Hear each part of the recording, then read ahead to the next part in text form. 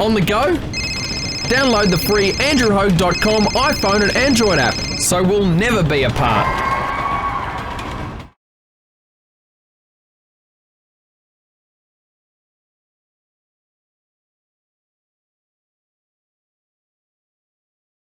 Andrew Hogue here, on location, I guess, away from the studio, and here with Mr. Lemmy Kilmister from, of course, Motörhead. Let's just get introduced. Thank you.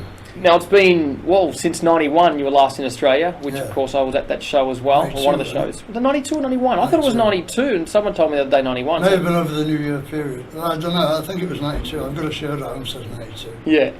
They could have fucked up with the printing, I suppose, who knows? Why so long as far as coming back to Auslan? We seem to sort of get a bit stitched up on bands not coming to Australia on a regular basis. Basically, we never got invited. You know, I mean, it was only because Mötley Crüe invited us that we got this time. You know, if we'd have been coming on our own, you know, there's no office for us. Yeah. You know, because we don't sell a lot of records or anything, you know, so it's difficult to get all the way down here if you don't have a lot of interest, really. I mean, blanket interest. Yeah. That's why a lot of bands don't come down here. Well, because promoters won't promote a show that might screw up. Well, what I found interesting that you guys are supporting Mötley Crüe when, if anything, if there wouldn't be any Mötley Crüe if there wasn't any Motörhead, in my opinion. That's what the point. They sold out 200 million bloody albums. I know. I'm just saying that I've seen, I saw your Sydney show, and virtually the underdogs of this tour, and I kind of sensed it to be a little bit unjust that you've got stuff all room, there's not many lights, and it's just like, a show in the day. It's getting better, that was the first day, you know what I mean? But like, it's okay, man. Mötley Crüe are one of the few bands who aren't scared to follow us. Do you know what I mean? A lot of bands couldn't follow us possibly in any time of the day or night, because we just wipe them. Mötley Crüe don't get wiped. They can stand up for themselves. They're a great band, I mean, I got a lot of respect for them. After seeing them on this last few days, I got it all back from Mötley Crüe. They're great, man. They're doing a great show. And they're like 16-year-olds up there, for Christ's sake.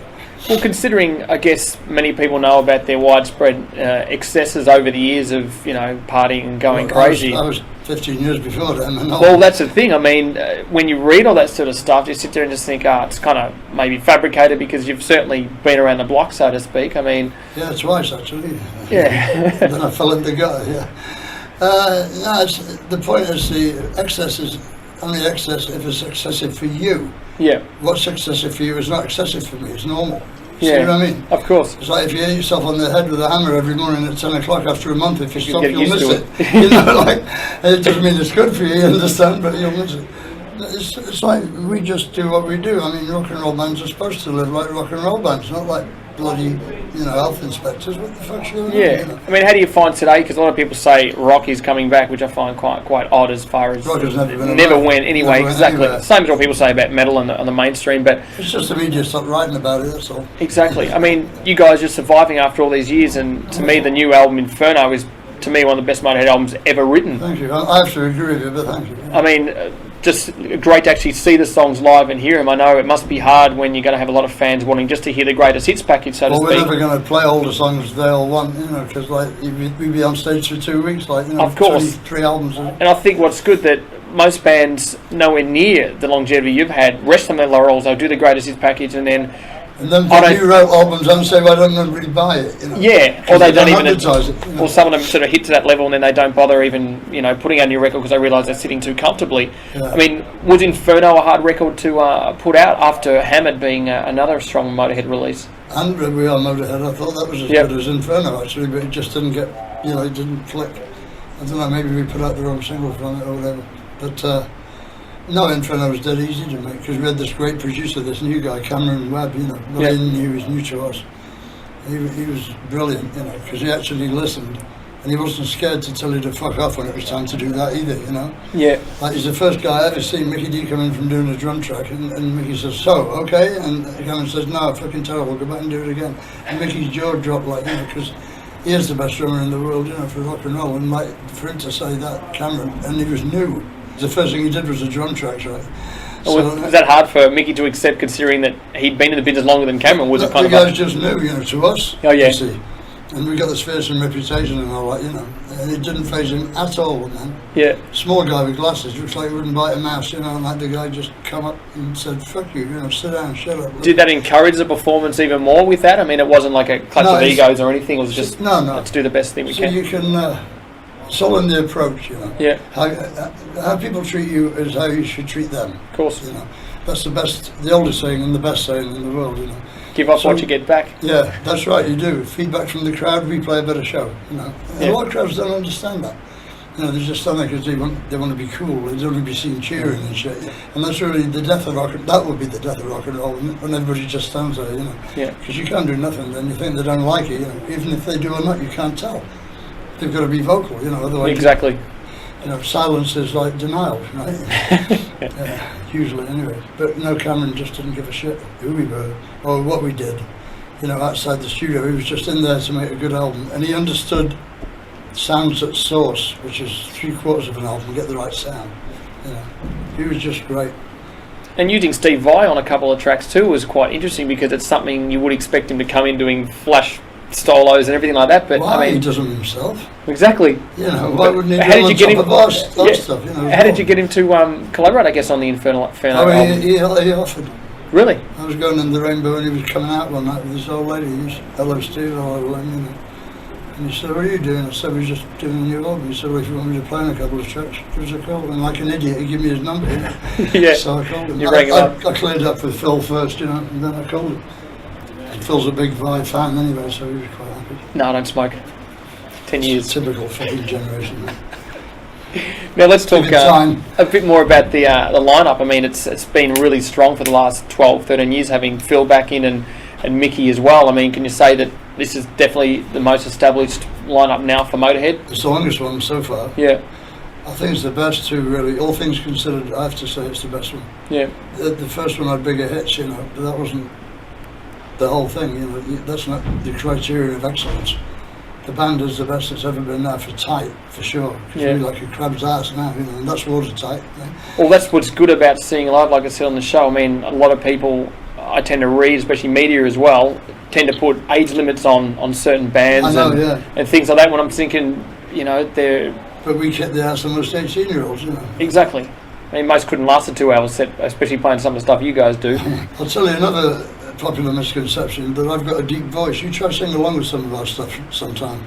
Try sing along with Killed by Death. Killed by Death! Yeah. Is that close? No, because it's about a foot higher. I've got to go a little bit higher. Yeah. After Australia, you're not continuing on this tour with Mötley Crüe? You're going to head off and do your own? We just got this little segment here. We did one in New Zealand on our own first. Yeah. And then we're doing these...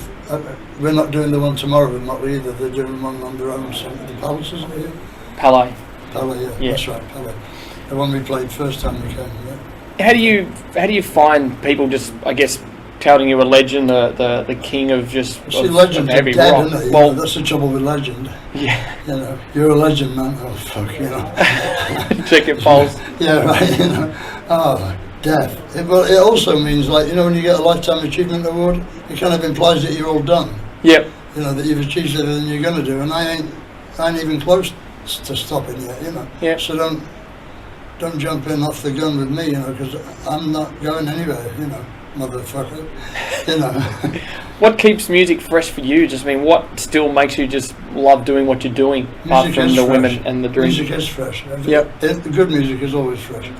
I listen to Little Richard now doing the Gilly Miss Molly. I get the same charge out of the fucking things I did the first day I heard it, you know. Yeah. It's just exciting music, you know.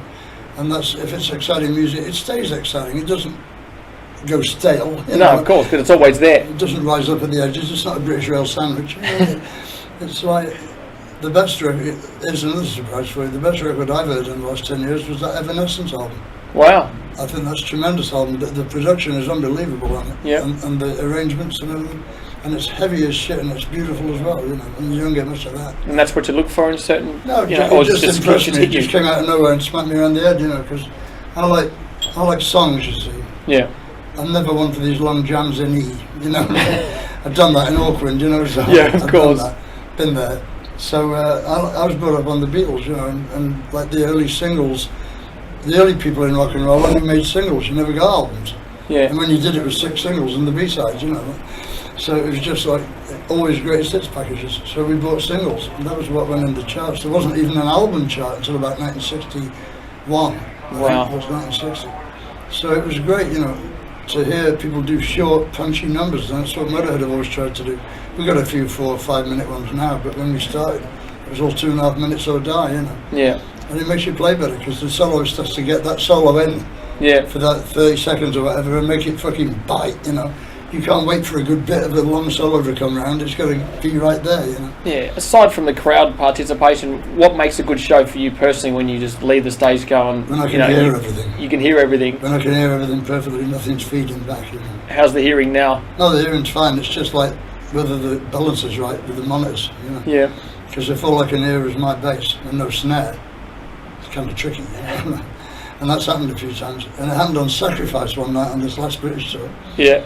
And I've got to hear the snare on that one because it's so fast, you know, it's so complicated thing. Like, I couldn't hear fuck all, I was just guessing. When we heard the tape back after, I was about half a beat in front of him. Yeah. Hello? What's that? Oh, thanks. Okay. Yeah. Rehab shampoo. Is it shampoo? Yeah. Shake me, then use me. Rehab shampoo. Never heard of it. I think you need rehab after shampoo, would you? No. Maybe a special shampoo. You guys obviously live in different parts of the world when you head home from tour. I mean, when do you guys get together as far as working on ideas? You sort of send each other demos or...? No, we just get together in the studio in LA. We've been making our albums in LA for a long time. Since, I don't know, since 1916 we've made all our albums in LA. You know. Do you pick and choose the time when it feels right for you to sort of get in there and start jamming, or you just sort of get home and give yourself a resting period and then just say, right, it's time to rock? You see, when you get off tour, you know, you're always thinking, fuck, I wish I could get home, I'm knackered, and like, you're home for a week at the most, and you're climbing the fucking walls, you know, because Yeah. you used to be inactive, you know. So then we'd be going to the studio about 3 weeks after we get back, I think, or a month. Wow. So there's not much. And if I get any spare time, I've got to get my solo album finished, you know, like, which is Fill us in on that. It's taking so long, it's like fucking Lord of the Rings for Christ's sake. What's happening with your solo record anyway? Can you tell us a bit more about what we can expect on that? Is that going to have a lot of guests or anything on that too? Unless I do an acoustic one, yeah, of course. Yep. I've got 2 tracks with the Reverend Horton Heat. Yep. 2 tracks with the Damned. Track with Dave Grohl. 2 tracks with Stu Siskin from Berlin, which are great. Those 2 tracks are really fucking the dog's bollocks, as you say.